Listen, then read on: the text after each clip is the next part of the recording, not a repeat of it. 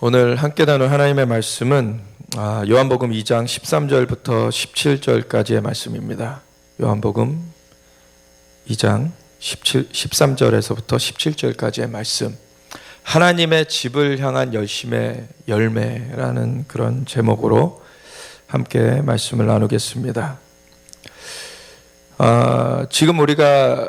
지금 시기가 6월절을 지나서 올해 6월절을 지나서 지금 오순절을 향해 가는 그러한 시즌 가운데 우리가 있습니다.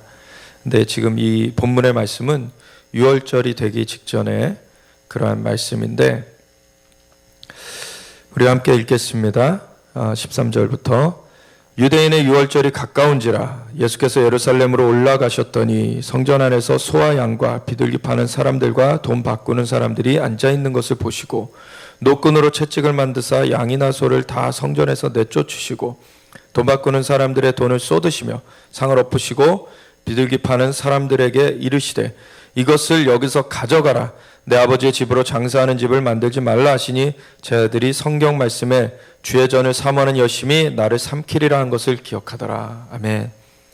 하나님 아버지, 감사합니다.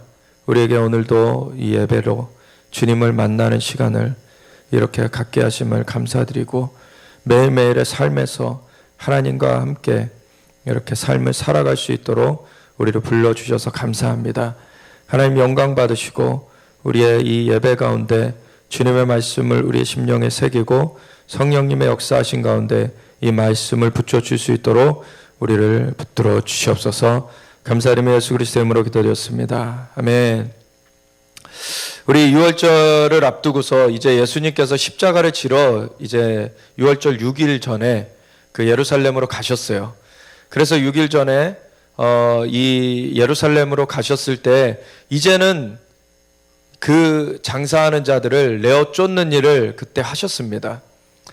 그 전에도 몇 차례나 그 절기마다 사실은 성전을 가셨죠.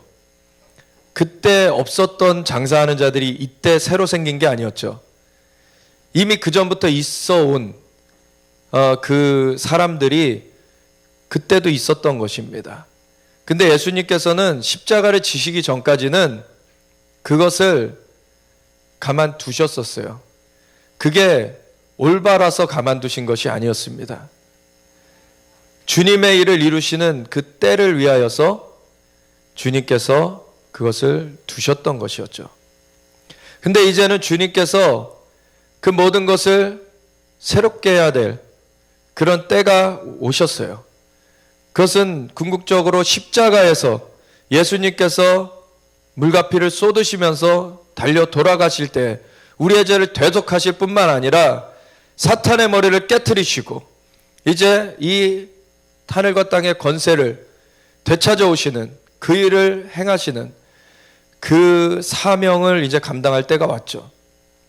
그래서 그것을 앞두고 예루살렘에 오셨을 때 이제는 그 성전에서 장사하는 자들의 상을 엎으시면서 한편으로는 이들의 화를 돋우셨어요. 그래서 이 사람들의 그 잘못된 것들을 호되게 이렇게 채찍질하시는 그러한 내용이 이곳에 나오고, 그러한 걸로 말미암아 십자가로 가는 그 길이 굳건해지도록 오히려 예수님은 그 일을 일부러 또 행하셨습니다.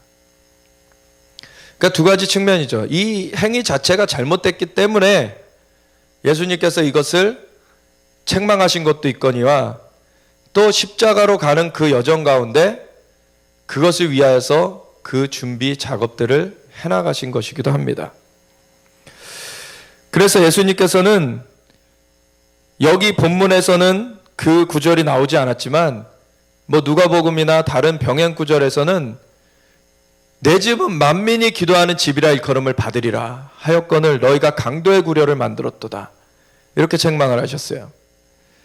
그러니까 하나님의 전은, 하나님의 집은 만민이 기도하는 집, 또는 그것을 만민을 위하여 기도하는 집이라고 해석하기도 합니다. 그래서 만민이 또한 만민을 위하여 기도하는 집으로서 하나님의 집이 그렇게 세워져 있어야 되는데 그러한 하나님의 집의 그 본질적인 기능은 상실되어져 있고 장사하는 소굴로 변해져 버린, 이 장사하는 것이 사실은 이 성전에서 하는 일을 위한다는 것이었습니다. 무엇이냐면은 절기마다 전국 각지에서 또 심지어 해외에서 유대인들이 모여들게 되어 있어요. 그러면 재물을 갖고 나와야 돼요. 예물을 갖고 나와야 되는데 그 재물을 먼 곳에서 갖고 올 수가 없으니까 여기 와가지고 돈으로 그걸 바꿨던 것입니다. 그래서 그러한 것들을 바꾸는 그 작업들을 이 성전 안에서 하게 된 건데 그걸 악용해가지고 그런 것들을 악용해서 사람들이 아예 본질적으로 그 제사를 위한 그 보조수단이었던 것들을 이제는 본질적인 것과 맞바꾸게 된 거죠. 오늘날에도 교회들을 가보면은 사람들이 예배를 드리면서 하나님 앞에 나아가는 것보다도 어떻게 하면 거기 가서 사람을 사귀어가지고 이득을 얻을 수 있을까? 이런 사람들이 많이 있는 것을 봐요.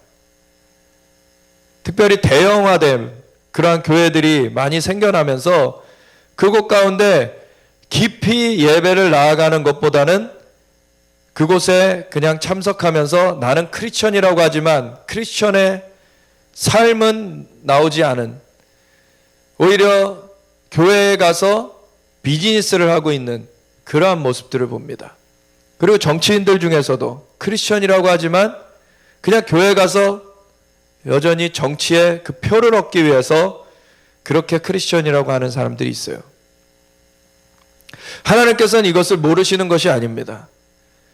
근데 예수님께서도 이것을 그전에도 3년 반 공생애를 하는 이 마지막에 이것을 정리하신 건데 그 전에도 성전을 공생애 동안에도 계속 왔다 갔다 하셨었고 그리고 가르치기도 하셨어요. 성전 안에서. 심지어는 누가복음에 예수님께서 12살 되었을 때도 성전에서 그 랍비들과 토론을 했던 그러한 장면이 나옵니다. 그리고 예수님을 같이 그 떠난 그 무리 가운데 있는 줄 알고 그냥 그 부모인 요셉과 마리아가 가다가 안 따라온 것을 알고서는 깜짝 놀라가지고 다시 찾으러 왔을 때 너가 왜 여기 있느냐 했더니 내가 아버지의 집에 있는 것이, 아버지의 집에 있는 것인데 왜 그러느냐라는 그러한 반응을 보이셨어요. 하나님의 그 아버지, 하나님의 아버지 되심 앞에 그 집 안에 우리 예수님께서 그 삶을 계속해서 그 성전을 방문하시면서 사셨는데 그 성전을 방문하시는 그 기간 동안에 그 전에도 장사하는 사람들은 있었다는 것이죠. 근데 마지막에 이것을 정리를 하시는데 하나님께서도 오늘날의 교회를 보실 때 그 장사하는 자들을 보고 계세요. 근데 그것이 은혜로 그 시간을 주고 계시는 것임을 알아야 됩니다. 그런데 스스로 돌이키지 않으면은 주님께서 들러 엎으실 날이 옵니다. 이것은 사실은 두려운 일이에요. 그것은 본인을 위해서 빨리 돌이켜야 되는 것이고요.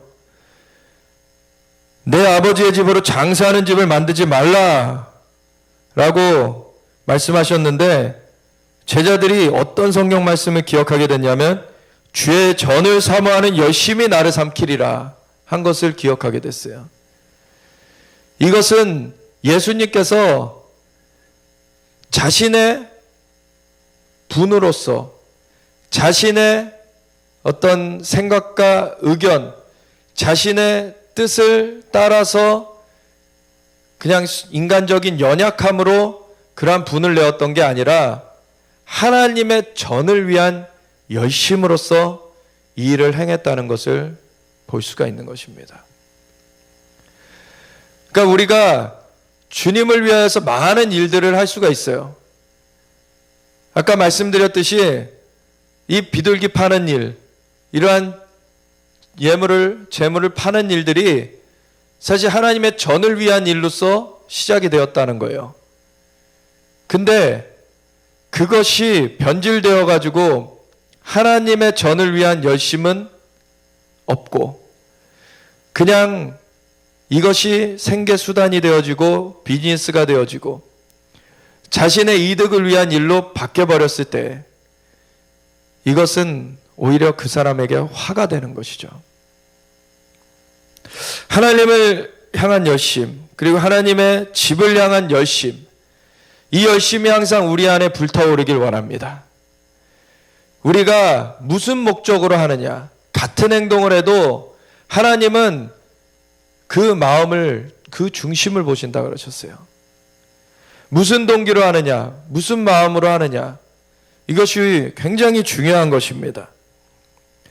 그래서 봉사를 하더라도 마지못해서 억지로 하는 것이 아니라 정말 하나님께는 기뻐내는 자를 기뻐하시고 정말 즐거움으로 감사함으로 하나님께 드리는 자를 하나님께서 자신을 영화롭게 한다라고 인정하시고 하나님께서는 그 마음의 그 중심을 보시고 그 삶의 예배를 받으십니다.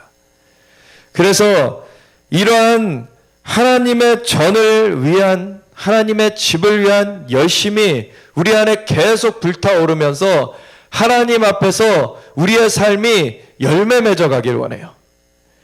그러한 열매는 하나님 앞에 정말 향기롭게 드려지는 열매입니다. 우리가 어떠한 그 은사나 능력이나 여러 가지를 우리가 하나님께서 선물로 주시죠.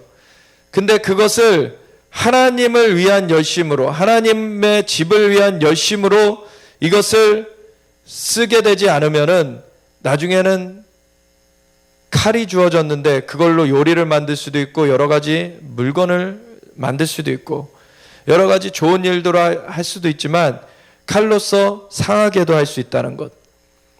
그래서 그러한 하나님의 주셨던 그러한 원래는 잘 좋게 하나님께서 주셨던 것도 선물로서 감사함으로 은혜로서 씀으로 열매 맺지 않으면은 그것이 오히려 화가 될 수 있다는 것 우리가 또한 기억하고 나가야 됩니다. 그래서 우리가 하나님 앞에 그 모든 것들을 주신 분이 하나님이시니 하나님께 감사함으로 나아가면서 그것을 선용함으로 열매 맺는 데까지 나아가는 그러한 우리의 삶이 되어지길 원합니다. 그래서 주의 전을 사모하는 열심이 우리를 삼키길 원하고 하나님께서 이것을 위하여서 우리에게 정말 그 주님의 그 성령의 불로 계속해서 타오를 수 있도록 해주시기를 우리가 간구하길 원합니다. 우리가 하나님을 이제 붙쫓아 나아갈 때 처음에는 어린아이와 같이 하나님께서 많은 것들을 그냥 주시고 많은 것들을 비춰주세요. 그래서 하나님께서 정말 그 은혜를 계속 알게 하시면서 처음에는 젖먹이한테 다른 걸 바라지 않죠. 어린아이한테 다른 어떠한 의무를 감당하길 바라지 않아요. 그래서 하나님께서 계속해서 성장시켜 주시는 그러한 과정 가운데 자라가게 됩니다. 그런데 어느 순간부터는 이제 자라가면서 그 부모의 마음을 알아가게 되는 그러한 성장들이 이루어져 가죠. 그래서 우리가 마지못해서 하는 것이 아니라 이제 하나님의 마음을 알아가기 시작하면서 하나님의 마음에 있는 것들을 우리가 어떻게 하면은 우리가 마음을 시원케 해드릴 수 있을까? 하나님의 그 마음을 어떻게 하면은 우리가 기쁘게 해드릴 수 있을까? 이런 것들을 생각하게 됩니다. 그래서 하나님의 그 기쁨이 되어지고자 우리가 그 삶을 살아가게 되죠. 그러한 삶으로서 나아갈 때 그 삶의 열매가 가득 맺혀지게 됩니다. 디모데전서 1장 12절부터 17절까지 보면은 이 사도 바울의 고백입니다. 나를 능하게 하신 그리스도 예수 우리 주께 내가 감사함은 나를 충성되이 여겨 내게 직분을 맡기심이니. 이 사도 바울을 하나님께서는 부르셨어요. 근데 그가 훈련이 되어지는 그 시간이 또한 있었습니다. 그리고 그러한 훈련을 거쳤을 때 하나님께서 그를 충성되이 여겨서 직분을 맡기셨습니다. 내가 전에는 비방자요 박해자요 폭행자였으나 도리어 긍휼을 입은 것은 내가 믿지 아니할 때 알지 못하고 행하였음이라. 그래서 이는 정말 박해자고 비방자고 폭행자였으나 이것을 하나님께서는 모르고 했다는 것으로 이거를 감면을 해주셨어요. 은혜죠. 그것이 긍휼을 입었던 거예요. 우리 주의 은혜가 그리스도 예수 안에 있는 믿음과 사랑과 함께 넘치도록 풍성하였도다. 그래서 사도 바울은 나의 나된 것은 오로지 주의 은혜라 라고 고백합니다. 하나님 앞에 그 모든 것들이 자기가 잘나서, 사실 세상적으로도 사도 바울은 잘났던 사람이었어요. 난지 8일 만에 할례를 받았고 율법으로는 흠이 없었고 바리새인 중에 바리새인이었고 아무 그러한 걸리는 것이 없다라고 자부할 수 있었던 사람인데, 근데 하나님의 은혜를 알지 못했었어요. 하나님의 자비하심을 알지 못했고 하나님의 어떠하심을 알지 못했어요. 하나님은 은혜롭고 자비롭고 노하기를 더디하시며 인자와 진실이 많으신 하나님이신데, 그 하나님의 은총을 받은 그 은혜를 입은 크리스천들을 오히려 비방하고 박해하고 폭행하는 그러한 일을 사울 시절에 했었죠. 그렇지만 하나님께서는 그것을 모르고 했다라고 그것을 용서해 주셨습니다. 그렇게 하신 것은 하나님의 은혜입니다. 사도 바울이 잘나서 대단한 사도가 되었던 것이 아니라 오로지 그것은 주의 은혜라. 하나님의 은혜가 그리스도 예수 안에 있는 믿음과 사랑과 함께 넘치도록 풍성하였던 것입니다. 그래서 우리가 항상 의지할 것은 하나님의 은혜예요. 하나님의 은혜만 의지해야 돼요. 우리 자신을 의지하는 순간에 넘어집니다. 아무리 사역적으로 능력이 많이 일어나던 사람들도 끝까지 완주한 사람들이 오히려 많지 않아요. 1948년도 이후 1950년대 치유 부흥이 엄청나게 일어났습니다. 치유의 은사가 강탈을 했어요. 그냥 천막을 쳐놓고 치유 그 사역을 막 하면은 휠체어에서 일어나는 일이 다반사였고, 목발을 짚고 왔던 사람들 목발을 내어 던지게 되고, 장님이 눈을 뜨고 귀가 열리고 안진뱅이가 일어나고, 이런 일들이 다반사로 일어났습니다. 그러한 것이 몇 명한테 일어났던 것이 아니라 정말 집단적으로 일어났어요. 그런 일들이. 그때 많은 치유사역자들이 있었고, 그 중에서는 정말로 더 굉장히 깊게 또 많은 일들을 또 감당했던 자들도 그 중에서도 또 있었습니다. 그렇다고 그 사람이 끝까지 잘 완수했느냐? 그렇지 않아요. 그때 당시에 케네스 해긴 목사님도 그 치유의 부흥을 경험한 세대인데, 케네스 해긴 목사님은 항상 그 치유사역자들, 같이 동료되는 그 치유사역자들한테 계속해서 주님의 권면을 전했어요. 우리의 기반이 은사에 있으면 안 된다. 하나님의 말씀에 기반이 있어야 우리가 끝까지 이 열매를 맺을 수 있다. 이 얘기를 케네스 해긴 목사님 계속 해준 거예요. 근데 그것을 듣고 같이 했던 사람들은 끝까지 그 경주를 마쳤습니다. 근데 은사나 능력이 그때 강력하게 나타났지만 그걸로 말미암아 사람들한테 인기를 얻고, 그리고 돈이 모아지고, 이러한 것들로 자신의 마음을 지키지 못하고 떨어져 나간 사람들도 많았어요.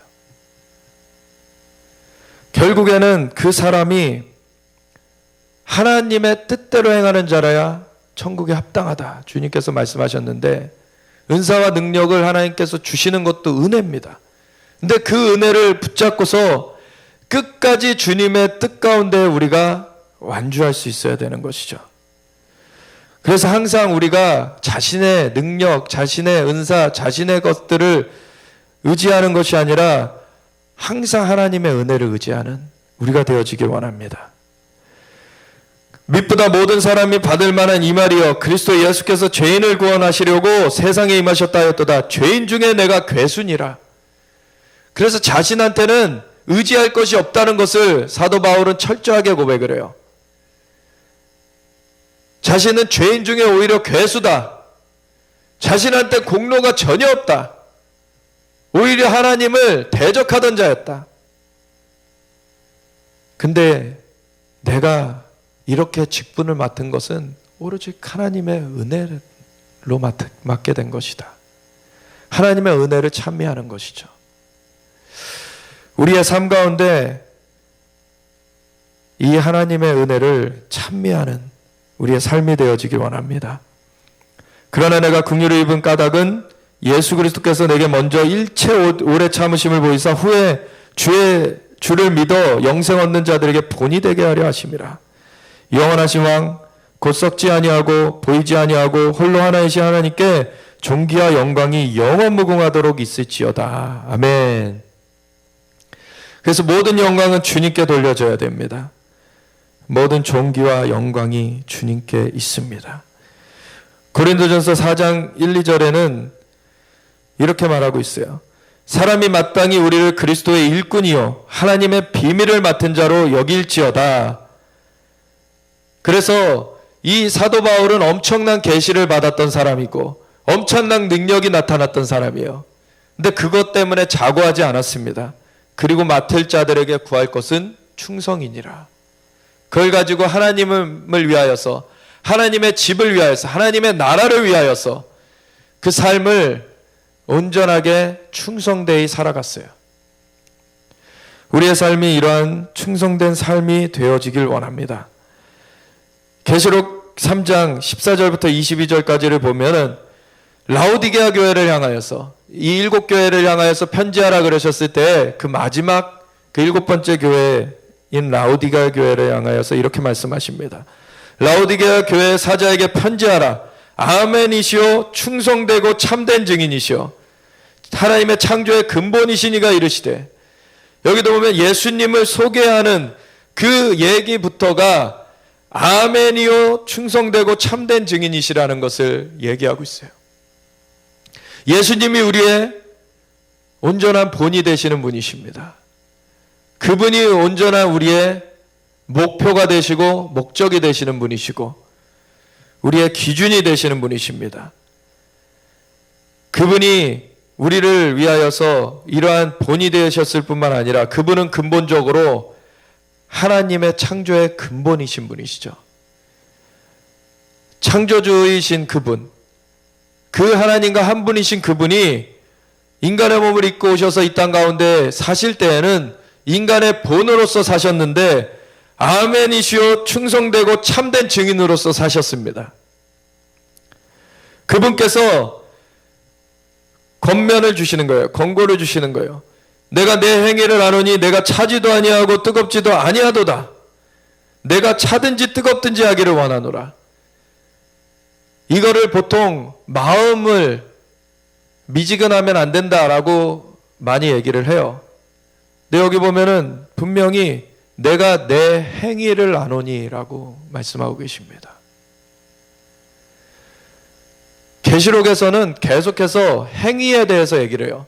그럼 행위로서 구원 얻는다는 말인가? 그건 아니죠. 믿음으로 구원을 얻는다는 것은 절대 불변의 진리입니다. 근데 그 믿음이 진짜 구원 얻을 산 믿음이면은 행함으로 열매 맺는다는 것을 말하고 있어요.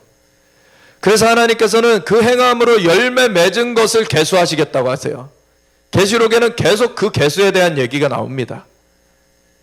내가 내 행위를 안다. 내가 차지도 아니하고 뜨겁지도 아니하도다. 내가 차든지 뜨겁든지 하기를 원하노라. 너의 행위가 온전하여지길 원한다.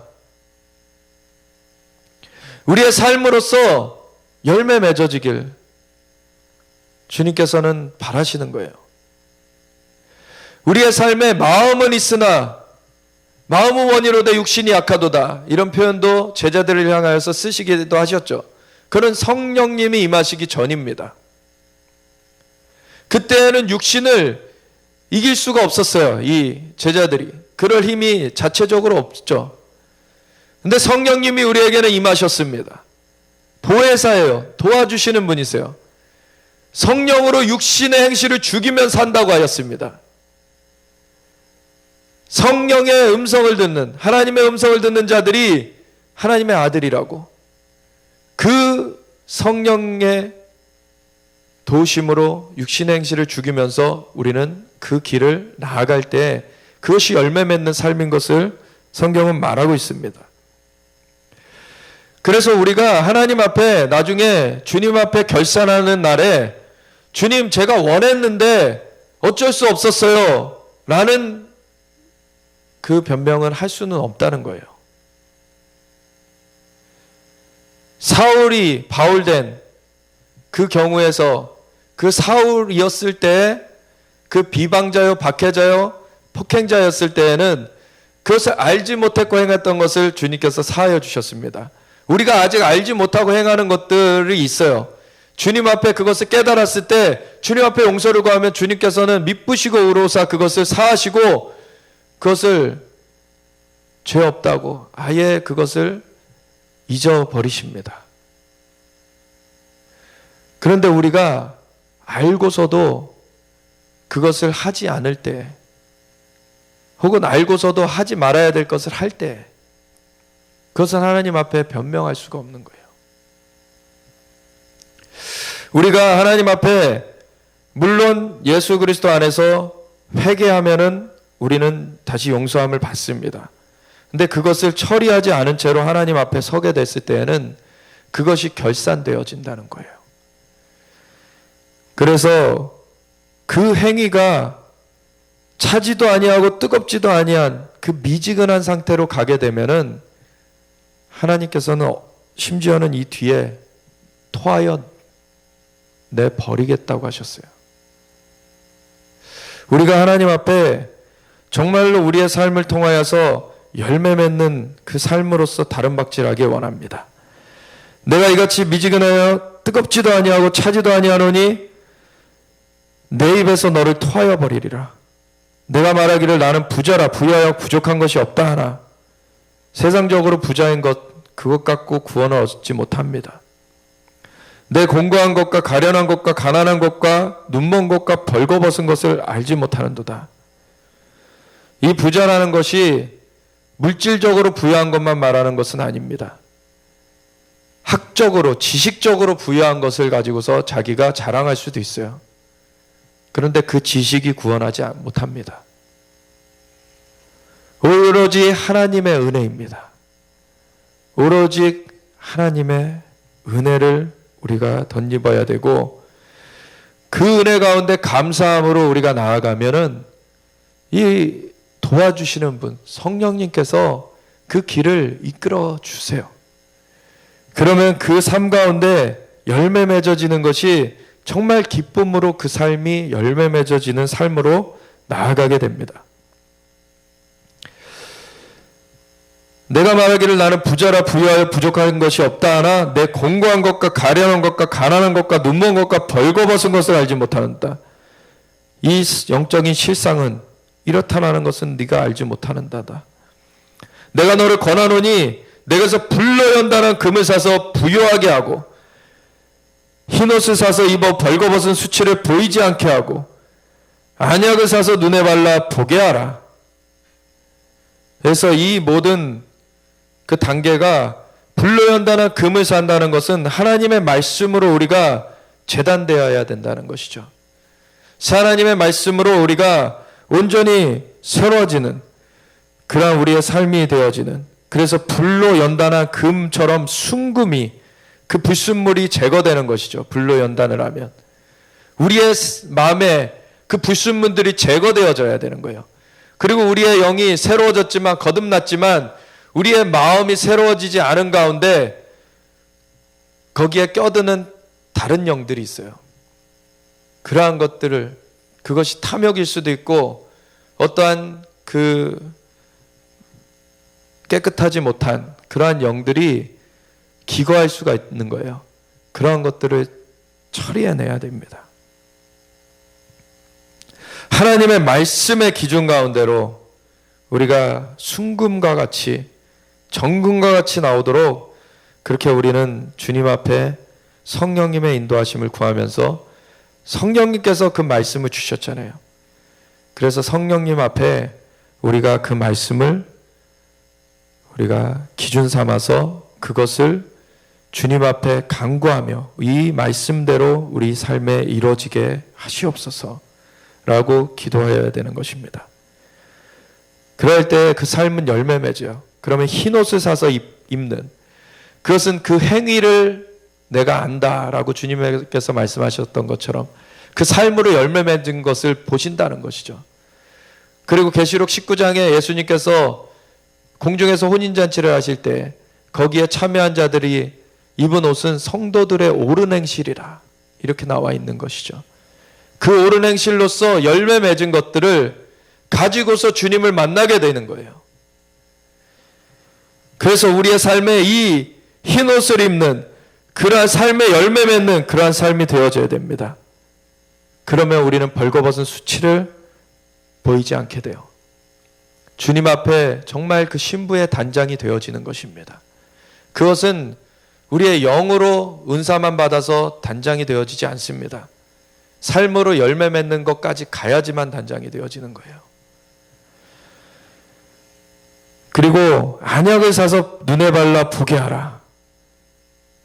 주님께서 우리에게 성령의 역사하심 가운데 우리의 눈에 비늘을 벗기시고 하나님의 그 시각으로 우리가 볼 수 있도록 해주시기를 구합니다.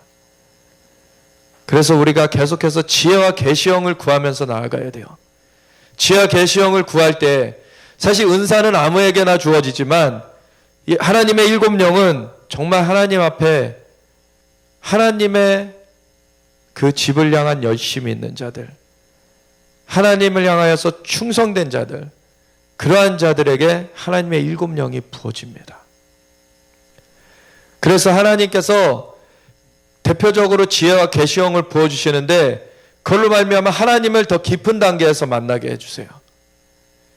그리고 우리의 마음의 눈을 밝혀주셔서 그 부르심의 소망이 무엇이며 성단에서 기업의 영광의 풍성함이 무엇이며 그 능력의 지극하심을 따라 믿는 자에게 베푸시는 그 능력이 어떠한지를 우리에게 알게 하십니다. 그래서 우리가 주님과 함께 더 깊은 친밀한 가운데 깊은 동행을 할 수 있도록 주님께서 인도해 주시는 것이죠. 그래서 우리가 하나님의 일곱 영을 계속 구하면서 하나님 앞에 나아가는데 사두 선교사님도 말씀하시기를 본인도 은사는 정말 초창기부터 나타났지만 하나님의 영은 10년 동안 하나님의 일곱 영을 정말 간절히 구한 끝에 하나님의 일곱 영을 다 받게 됐다는 것입니다. 우리한테는 하나님의 일곱 영 중에 어떤 영은 우리한테 임하여 있는 게 있고 어떤 영은 아직 임하지 않은 것들이 있어요. 하나님의 일곱 영이 다 우리에게 임하길 원합니다. 그래서 하나님의 일곱 영으로 완전히 우리가 사로잡혀지길 원합니다. 그래서 하나님께서 우리를 정말 충성된 자들로서 인정해 주실 때 하나님께서 인을 치신다 그러시죠. 그것은 구원의 인 정도를 말하는 게 아니에요. 사실은 구원받은 자들 중에서 하나님의 종들로 인침받은 자들을 말하는 거죠. 첫 번째는 유대인들 중에서 그 하나님의 종들이 일어나는 것을 말하고 있고 그 뒤에 허다한 무리들을 말하고 있어요.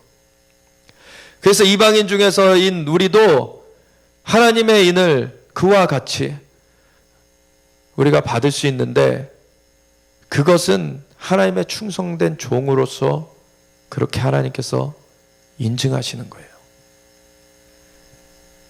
우리가 하나님 앞에 그러한 인증을 받기를 원합니다. 물은 내가 사랑하는 자를 책망하여 징계하노니 그러므로 내가 열심을 내라 회개하라. 하나님께서는 관심 없는 자는 이 징계도 안 하세요. 그냥 놔뒀다가 나중에 완전히 멸하여 버리시죠. 사랑하는 자를 책망하여 징계하심으로 주님께서는 그를 정말 그 높은 단계로 이끌어 주시길 원하시는 겁니다. 하나님의 은혜입니다. 이것은 하나님께서 우리로 정말 주님과 함께 그 높은 단계로, 깊은 단계로, 정말 긴밀한 그 주님과의 동행함으로 이끌어 주시기를 원하십니다. 그래서 이기는 그에게는 내가 내 보좌에 함께 앉게 하여 주기를, 내가 이기고 아버지 보좌에 함께 앉은 것과 같이 하리라. 우리에게는 이미 예수님 안에서 함께 장사된 바 되고 함께 살아나고 하늘에 함께 앉힌 바 되었다라고 에베소서 2장에 말씀하고 있는데, 그것이 마지막 결산 때 진짜 그렇게 맞춰져야 돼요. 우리가 정말로 하나님께서 그러한 은총을 우리한테 어떻게 보면 선언적으로 경험케 그 모든 것들을 부어주시고 계세요. 근데 그것이 영원하게 확정되는 것을 우리는 바라봐야 됩니다. 그래서 우리에게 그 모든 부르심을 주셨지만 하나님께서 그 청하신 자는 많되 택하신 자는 적다고 하셨어요. 끝까지 그 이기는 자에게만 그 확증이 이루어집니다. 그래서 귀 있는 자는 성령이 교회들에게 하시는 말씀을 들을지어다. 우리가 계속해서 우리를 연단하며 정말 하나님께서 인도해 주시는 그 길을 온전하게 나아가기를 힘쓰길 원합니다. 이것을 보면은 계시록 1장 4절부터 7절까지를 보면은 예수님께서도 또 한 번 말씀하세요. 거기에 요한은 아시아에 있는 7교회에 편지하노니 이제도 계시고 전에도 계셨고 장차 오실 이와 하나님 아버지시죠. 그의 보좌의 앞에 있는 7영과 성령님이시죠. 그 다음에 예수님에 대해서 말씀을 해주시는데, 또 충성된 증인으로 죽은 자들 가운데서 먼저 나시고 땅의 임금들의 머리가 되신 예수님에 대해서 충성된 증인이라는 표현을 먼저 쓰고 있습니다. 끝까지 그 주님의 그 하나님의 그 인도하심을 끝까지 붙들고 그것을 마쳤다는 것이죠. 그래서 죽은 자들 가운데서 먼저 나시고 땅의 임금들의 머리가 되신 예수 그리스도로 말미암아 은혜와 평강이 너에게 있기를 원하노라. 우리를 사랑하사 그의 피로 우리 죄에서 우리를 해방하시고 그의 아버지 하나님을 위하여 우리를 나라와 제사장으로 삼으신 그에게 영광과 능력이 세세토록 있기를 원하노라. 아멘. 볼지어다 그가 구름을 타고 오시리라. 각 사람의 눈이 그를 보겠고 그를 찌른 자들도 볼 것이요 땅에 있는 모든 족속이 그로 말미암아 애곡하리니 그리하리라. 아멘. 예수님께서 다시 오실 것입니다. 예수님 다시 오시는 날이 결산의 날입니다.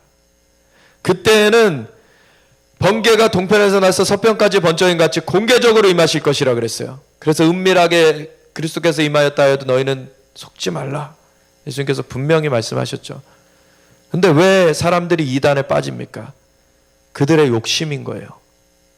자기네들이 욕심을 따라가기 때문에 이단에 빠지는 겁니다.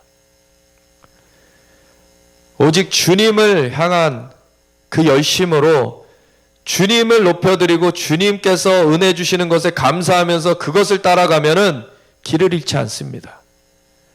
하나님께서 주시는 것을 따라가야지 사람들이 현혹하는 말을 따라가는, 그것은 자신의 욕심으로 그 선악과를 먹게 되는 것과 같아요. 하나님께서 우리를 정말 아들이 떡을 달라 하는데 돌을 줄 자가 어디 있느냐, 알을 달라 하는데 정갈을 줄 자가 어딨냐. 너희 육신의 아비도 그렇게 좋은 것으로 자녀들에게 줄 줄 알거든 하물며 천부께서 너에게 좋은 것으로 성령으로 부어주시지 않겠느냐. 하나님은 그 하나님 앞에 그것을 순전히 바라며 나아가는 자들에게는 결코 그걸 외면치 않으시고 결코 그것을 다른 길로 잘못 빠지게 그렇게 두지 않으십니다. 하나님께서 우리를 돌보아 주십니다. 우리가 사람을 따라가는 것이 아니라 우리 주님을 온전히 붙잡고 그 모든 역사를 이루시는 하나님을 우리가 찬양하며 그분을 따라갈 때 길을 잃지 않습니다. 그런데 그러한 과정 가운데 믿음의 싸움이 있어요. 그 믿음의 싸움을 굳게 싸우고 끝까지 이기는 자가 되어져야지 우리가 하나님 앞에 그 완전한 인침을 받게 되는 그러한 일이 있게 되죠. 시편 78편에 보시면은 에브라임에 대해서 말씀이 주어지는데 내 백성이여 내 율법을 들으며 내 입의 말에 귀를 기울일지어다. 내가 입을 열어 비유로 말하며 여로부터 감추어졌던 것을 드러내려 하니 이는 우리가 들어서 아는 바요 우리의 조상들이 우리에게 전한 바라. 우리가 이를 그들의 자손에게 숨기지 아니하고 여호와의 영예와 그의 능력과 그가 행하신 기이한 사적을 후대에 전하리로다. 여호와께서 증거를 야곱에게 세우시며 법도를 이스라엘에게 정하시고 우리 조상들에게 명령하사 그들의 자손에게 알리라 하셨으니 주님께서 이 모든 증거와 법도를 주셨어요. 하나님께서 이미 기준을 주셨습니다. 이는 그들로 후대 곧 태어날 자손에게 이를 알게 하고 그들은 일어나 그들의 자손에게 일러서 그들로 그들의 소망을 하나님께 두며 하나님께서 행하신 일을 잊지 아니하고 오직 그의 계명을 지켜서 그들의 조상들 곧 완고하고 패역하여 그들의 마음이 정직하지 못하며 그 심령이 하나님께 충성되지 아니하는 세대와 같이 되지 아니하게 하려 하심이로다. 아멘. 그래서 우리가 불순종하는 그러한 길로 빠지지 아니하고 정말 하나님께서 주신 그 계명대로 지키면서 살아가는 그러한 우리의 삶이 되어지기 원합니다.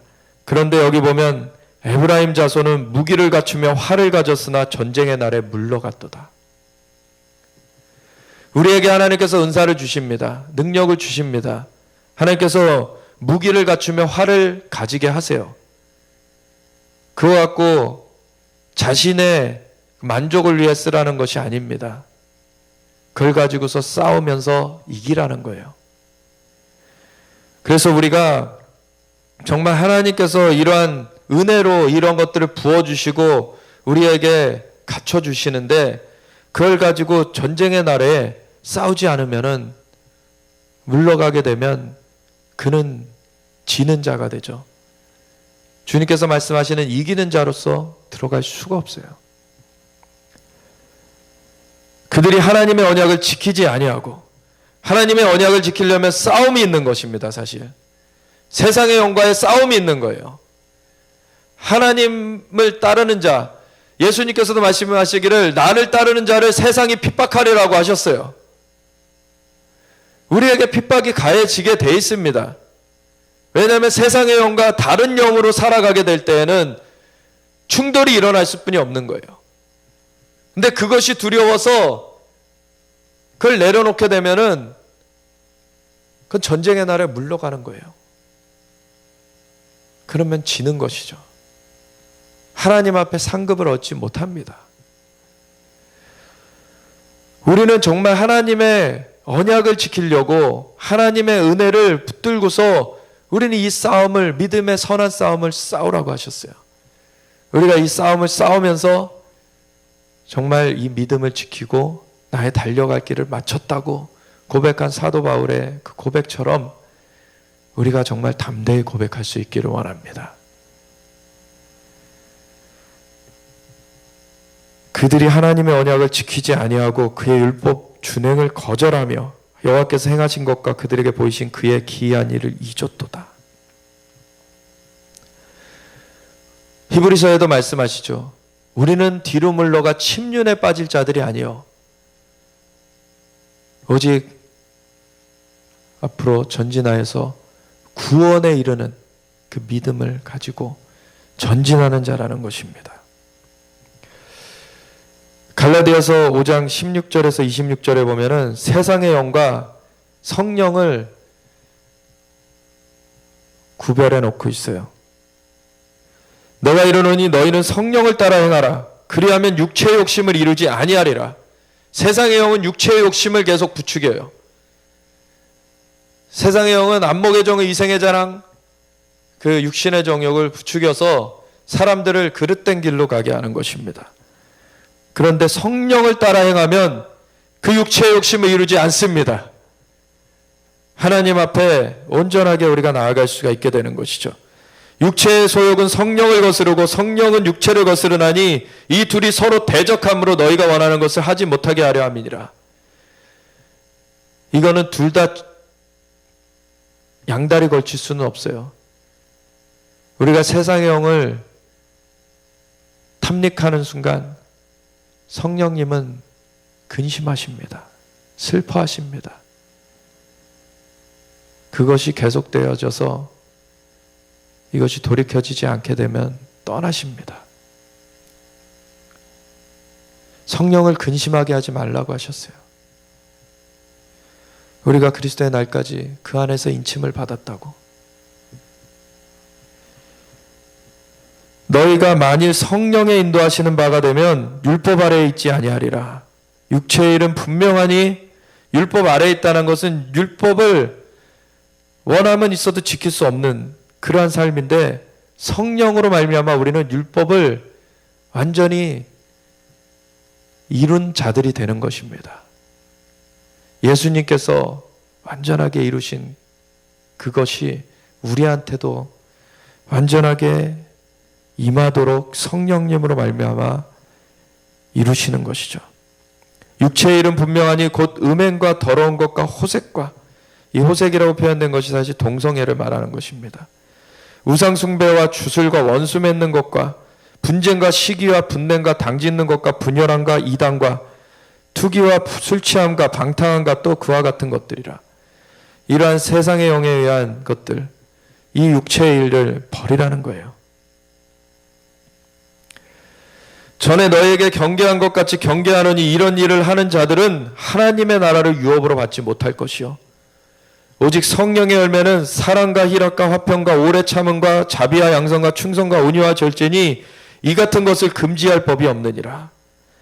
우리가 이렇게 마음으로 열매가 맺어지면 이것은 하나님의 선물이지만 열매로 맺혀지는 것입니다. 그래서 열매 맺혀질 때에 이것이 삶에 나타나게 돼 있죠. 행위로서 그것이 나오게 돼 있습니다. 그리스도 예수의 사람들은 육체와 함께 그 정욕과 탐심을 십자가에 못 박았느니라. 만일 우리가 성령으로 살면 또한 성령으로 행할지니 헛된 영광을 구하여 서로 노엽게 하거나 서로 투기하지 말지니라. 우리가 서로 비교하고 서로 그렇게 시기하고 다투고 그러는 것들은 육체의 일이 되는 것입니다. 그것은 성령으로 제압돼야 돼요. 그리고 우리가 성령님의 역사하신 가운데 성령님이 본인의 뜻대로 나눠주시는 것들을 감사하면서 그것 가운데 우리가 주님 앞에 충성되어 나갈 수 있으면 되는 것입니다. 각 사람에게 성령께서 자신의 뜻을 따라 은사를 나눠주신다 그러셨어요. 그리고 예수님께서 자신의 주권 가운데 그 직분들을 맡기십니다. 우리 가운데 하나님께서 은혜를 계속 부어주고 계신데 그것 가운데 각자의 또 부름받은 것들이 있고 각자의 그 맡겨진 그 것들이 있어요. 그래서 그걸 하나님께 감사하면서 우리가 계속 그것을 주님 앞에 열매 맺는 걸로 나아가길 원합니다. 우리의 달란트가 어떤 사람은 사실 5달란트를 주셨을 수가 있어요. 어떤 사람은 2달란트를 주셨을 수 있어요. 어떤 사람은 1달란트 주셨을 수도 있어요. 이건 예수님께서 직접 말씀하신 비유죠. 5달란트 받은 사람은 감사함으로 하나님께 나아가면서 그것을 열매를 맺어서 5달란트를 더하여서 하나님 앞에 드렸어요. 그랬더니 잘하였도다 착하고 충성된 종아 칭찬을 받았죠. 2달란트 받은 사람도 2달란트를 열심히 충성되어 가지고 2달란트를 더 남겼어요. 잘하였도다 착하고 충성된 종아 라는 칭찬을 받았어요. 근데 1달란트 받은 사람은 1달란트를 받았어도 그것도 귀한 것입니다. 근데 그가 묻어뒀어요. 왜 묻어뒀습니까? 그 주인을 향하여서 주인은 굳은 사람이다 라고 표현을 해요. 하나님을 향한 신뢰가 없고 하나님의 은혜에 대한 감사함이 없는 거예요. 우리가 하나님 앞에 몇 달란트를 받았든지 그건 하나님의 주권입니다. 하나님 앞에 주권으로 주신 것에 대해서 우리가 나한테 맡겨진 것 감사함으로 맡으면은 그 뒤에 하시는 말씀이 있어요. 작은 것에 충성한 자에게 큰 것으로 맡긴다는 거예요. 하나님께서는 그 하나하나 충성되게 감당하면 그 다음에 더 큰 걸로 맡기십니다. 하나님께서 우리를 그 각 사람의 분량대로 하나하나 인도해 가고 계세요. 우리가 그러한 가운데 마태복음 24장 끝부분에 보면 착하고 충성된 종이 되어서 때를 따라 양식을 나눠줄 자가 누구냐? 주님께서 말씀하십니다. 마태복음 24장은 마지막 때에 대해서 주님께서 직접 말씀해 주신 장이죠. 그래서 미혹받지 말라. 배교하는 일이 있을 것이다. 천재지변이 있을 것이다. 무화과 나무의 비유를 배워라. 그 세대가 지나가기 전에 인자가 이 말이라. 이런 일들을 말씀하셨는데 그러면서 마지막에 깨어있으라 라고 하시며 그 충성된 종이 되어서 때를 따라 양식을 나눠줄 자가 누구냐라고 물으십니다. 우리가 하나님의 일을 맡았으면 맡은 자들에게 구할 것은 충성이니라. 정말 하나님 앞에 감사함으로 나아가며 그 충성됨으로 열매 맺는 우리의 삶이 되어지기 원합니다. 갈라디아서 6장 6절부터 보면 가르침을 받는 자는 말씀을 가르치는 자와 모든 좋은 것을 함께 하라. 스스로 속이지 말라. 하나님은 업신여김을 받지 아니하시나니 사람이 무엇으로 심든지 그대로 거두리라. 자기의 육신을 위하여 심는 자는 육체로부터 썩어질 것을 거두고 성령을 위하여 심는 자는 성령으로부터 영생을 거두리라. 우리가 선을 행하되 낙심하지 말지니 포기하지 아니하면 때가 이르매 거두리라. 아멘. 열매가 맺혀지는 것은 시간이 걸려요. 근데 우리가 하나님의 은혜를 정말 그 감사함으로 우리가 그것을 주님 앞에 찬양으로 올려드리며 나아갈 때 그것이 열매 맺는 그 날을 보게 됩니다. 그러므로 우리는 기회 있는 대로 모든 이에게 착한 일을 하되 더욱 믿음의 가정들에게 할지니라. 아멘. 그래서 민수기 12장 6절 7절에 보시면은 이르시되 내 말을 들으라. 너희 중에 선지자가 있으면 나 여호와가 환상으로 나를 그들에게 알리기도 하고 꿈으로도 그와 말하기도 하거니와. 심지어는 선지자에 대해서도 하나님께서 그 선지자를 환상으로 그 자신을 알려주시기도 하고 꿈으로 말하기도 하는데 내 종 모세와는 그렇지 아니하니 그는 내 온 집에 충성함이라. 그 선지자하고도 또 비교해 놓고 계세요. 이 모세를. 그와는 내가 대면하여 명백히 말하고 은밀한 말로 하지 아니하며 그는 또 여호와의 형상을 보거늘. 우리가 정말로 주님의 온 집에 충성하는 그러한 사람으로서 주님과 함께 그것을 나눌 수 있는 자들이 되어지길 원합니다. 주님은 그걸 함께 나누길 원하세요. 단지 그 어떤 것을 봤다 들었다 어떤 은사가 나타났다 어떤 것이 이제 그런 능력이 나타났다 이런 걸로 끝나는 것이 아니라 정말 그것을 넘어서서 하나님과 함께 그 하나님의 일을 나눌 수 있는 하나님께서 정말 믿고서 말씀하실 수 있는 우리의 삶이 되어지길 원합니다. 하나님께서 우리의 삶을 통하여서 정말 아브라함을 하나님의 벗이라고 칭하시는데 그 모리아산에 독자 이삭까지도 바치게 하시면서 그 하나님의 독생자 예수님을 내어놓는 것에 대해서 마음을 나누셨기 때문에 하나님의 벗이라 칭함을 받게 된 거죠. 우리가 하나님 앞에 그것이 로마서에는 그가 하나님을 믿음에 그것을 의로 여겼다라고 나온 반면에 야고보서에는 아브라함이 하나님 앞에 그 행위로서 인정을 받았다라고 그래요. 근데 이것이 다른 얘기를 하는 게 아닙니다. 그 야고보서에는 산 믿음에 대해서 말씀하면서 그 산 믿음이 그렇게 열매 맺은 것이다 라는 걸 말하고 있어요. 그래서 우리의 믿음은 사실은 테스트되는 그 상황이 올 수 있습니다. 아브라함이 믿음으로써 성장해 갔는데 믿음은 하루아침에 그 큰 믿음으로 되는 것이 아니라 계속해서 자라가요. 우리 안에서. 근데 그 믿음이 아브라함 같은 경우 정말 독자 이삭을 바칠 정도로, 근데 진실로 어떻게 믿은 거냐면 하나님을 믿음에 그것을 의로 하나님께서 여기셨는데 하나님은 죽은 자를 살리시며 없는 것을 있는 것으로 부르시는 이심을 믿었더라 라고 로마서에 나와 있죠. 그것이 진정한 믿음이었기 때문에 그 이삭을 바치는 순간에 그는 뒤로 빼지 않았습니다. 에브라임처럼 뒤로 물러가지 않았습니다. 하나님이 멈추셨죠. 천사를 보내서. 그리고 대신 뿔이 그 수풀에 걸린 그 양을 대신하여 드리게 하셨어요. 우리의 믿음이 이렇게 하나님 앞에 테스트되는 때가 옵니다. 그 중에 마지막에 테스트되는 것이 바로 표예요. 표.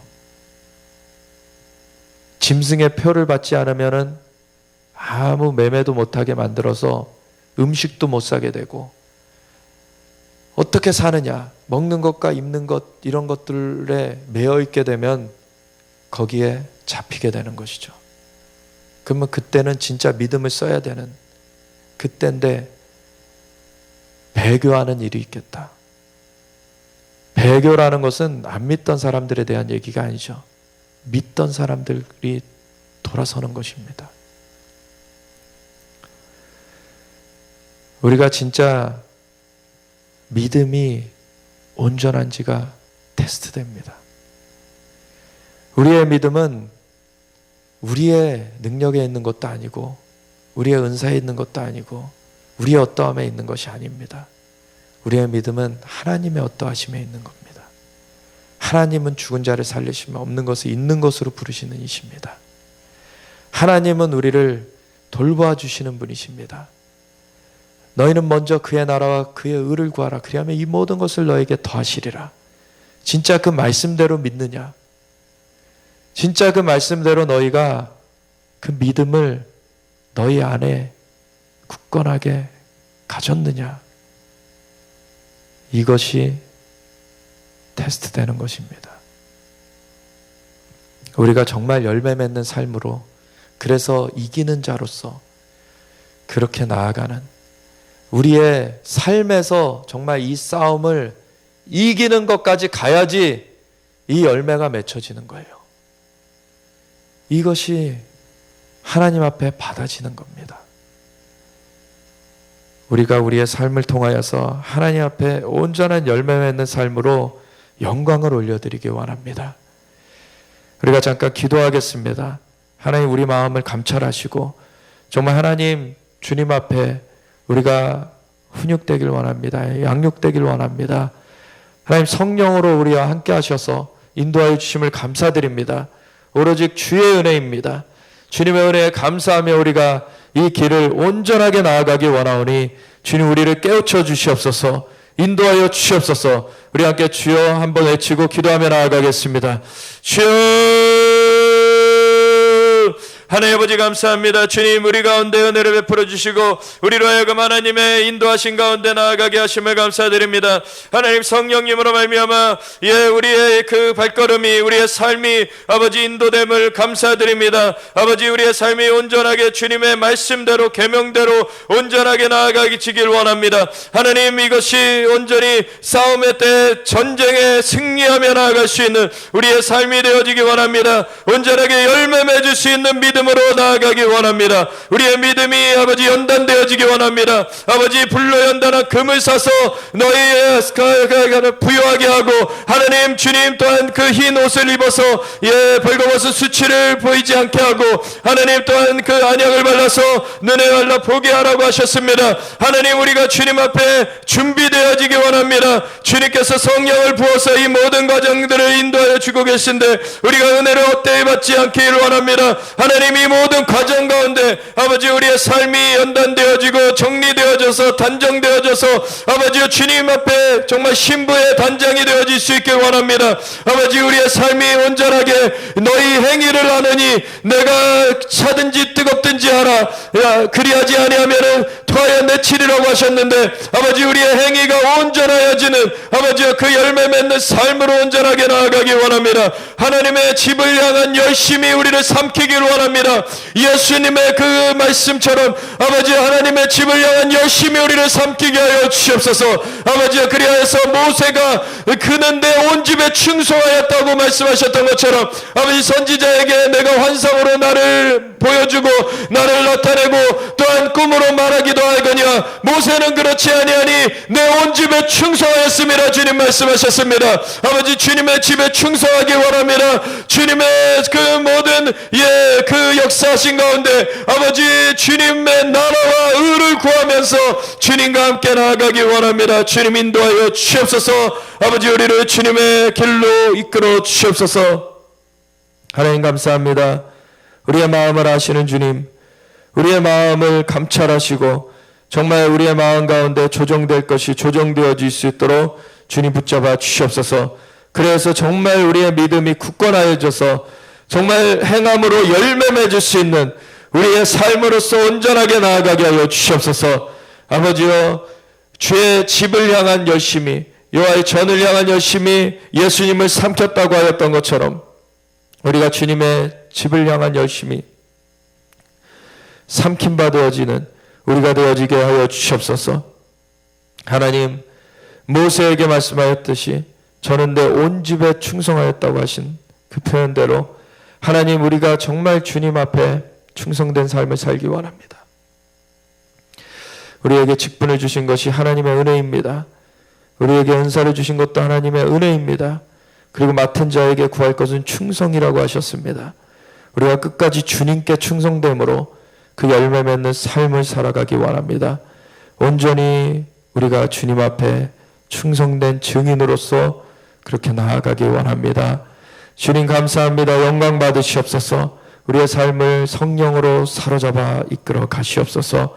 감사드리며 우리 주 예수 그리스도 예수와 마시아 이름으로 기도드렸습니다. 아멘.